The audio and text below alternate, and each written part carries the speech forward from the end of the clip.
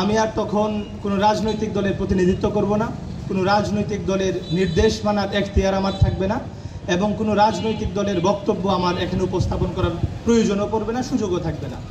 আমি সবাইকে নিয়ে শিক্ষার্থীদের স্বার্থ রক্ষার জন্য, শিক্ষার্থীদের প্রত্যাশা পূরণের জন্য সকল নির্বাচিত সদস্যকে নিয়ে আমি কাজ করব ইনশাআল্লাহ। রাজনৈতিক দলগুলোর কাজ পরিচালনায় চাকসুর ভূমিকা কি হবে? আমি এমন একটি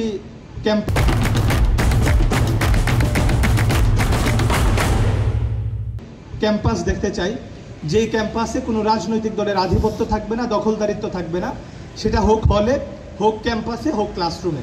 আমি এমন একটি পরিবেশ চাই যেই পরিবেশের সকল রাজনৈতিক দল যে আদর্শ নিয়ে তাদের রাজনীতি করে, তাদের যে পলিসি নিয়ে রাজনীতি করে, তারা যে রকমের বাংলাদেশ দেখতে চায়, যে ধরনের ক্যাম্পাস তারা দেখতে চায়, তা সকল শিক্ষার্থীর সামনে উন্মুক্ত করবে। তা সকল শিক্ষার্থীর সামনে সেমিনারের মাধ্যমে, বক্তব্যের মাধ্যমে তাদের আদর্শকে ফুটিয়ে তুলবে। শিক্ষার্থীরা যাকে ভালো মনে করবে, যাকে যোগ্য মনে করবে, যাকে দেশের জন্য যে আদর্শকে বেস্ট মনে করবে, শিক্ষার্থীরা সেই আদর্শকে গ্রহণ করবে, এবং এই ব্যবস্থা আমরা চাকসুর মাধ্যমে আমরা নিশ্চিত করতে চাই ইনশাআল্লাহ।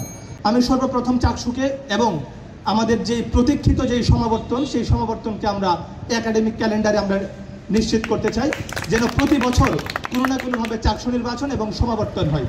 তারপর আমি যেটা করতে চাই যে চট্টগ্রাম বিশ্ববিদ্যালয়ের শিক্ষক রাজনীতির কারণে আমাদের সেশন জট সহ নানাবিধ সমস্যা এই ক্যাম্পাসে বিরাজমান। আমি যেটা নিশ্চিত করতে চাই যে ক্যাম্পাসে শিক্ষকদের যে অপরাজনীতি, সেই অপরাজনীতিকে আমি তুলে দেওয়ার জন্য এবং এগুলো বন্ধ করার জন্য আমি পদক্ষেপ নেব ইনশাআল্লাহ।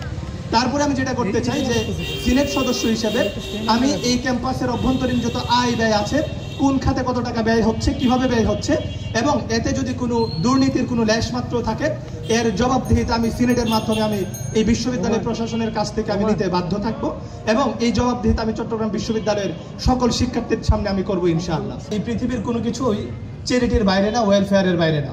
আপনি যদি এই চট্টগ্রাম বিশ্ববিদ্যালয়ের কথা যদি চিন্তা করেন, আপনি আমাদের আইন অনুষদ পাবেন, পুরাটাই চ্যারিটি দিয়া চলে।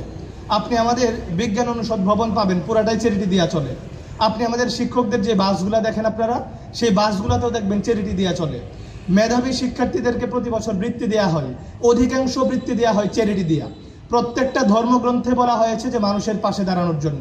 এমনকি একটা রাষ্ট্র মানুষের সকল অধিকার পূরণ করতে সক্ষম না, যার ফলে বাংলাদেশ বলেন, বাংলাদেশ সহ অন্যান্য তৃতীয় বিশ্বের যে রাষ্ট্রগুলো আছে, সকল রাষ্ট্র অন্যান্য ধনী রাষ্ট্রগুলো থেকে চ্যারিটি নেয়।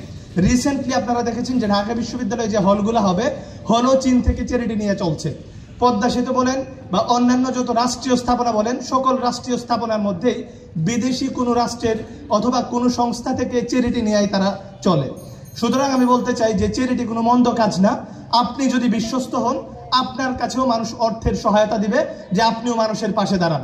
আপনি যদি আপনার সেই বিশ্বস্ততা যদি অর্জন করতে না পারেন, নিজেকে যদি আপনি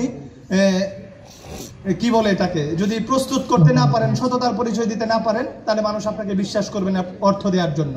আমরা এই বিশ্বাস অর্জন করতে পেরেছি বলেই আমরা আমাদের পরিবার থেকে টাকা নিয়ে এসে মানুষকে সহায়তা করতে হয় না। মানুষই আমাদেরকে সহায়তা করে যে তোমরা এই বিশ্ববিদ্যালয়ের শিক্ষার্থীরা যাদের অর্থের প্রয়োজন হয়, যাদের পড়াশোনা করতে পারছে না, বাবা মায়ের চিকিৎসার খরচ বা অন্যান্য আনুষঙ্গিক যে খরচ, অথবা অন্যান্য শিক্ষার্থীদের কল্যাণের জন্য যা যা খরচ করা দরকার তোমরা তা করো। এই জন্য আমরা কারো থেকে জোরপূর্বক অথবা অবৈধ উপায়ে আমরা কোনো অর্থ নিয়ে এসে সহায়তা করছি না, বরঞ্চ আমাদের অ্যালামনাই ভাইয়েরা, সিনিয়র ভাইয়েরা নিজের ইচ্ছায় আমাদেরকে সহায়তা করে, যার ফলে আমরা শিক্ষার্থীদের কল্যাণে কাজ করি। সুতরাং আমরা এটা বলবো যে আপনারাও সেই বিশ্বস্ততা অর্জন করুন, আপনারাও মানুষের কল্যাণে কাজ করতে পারবেন।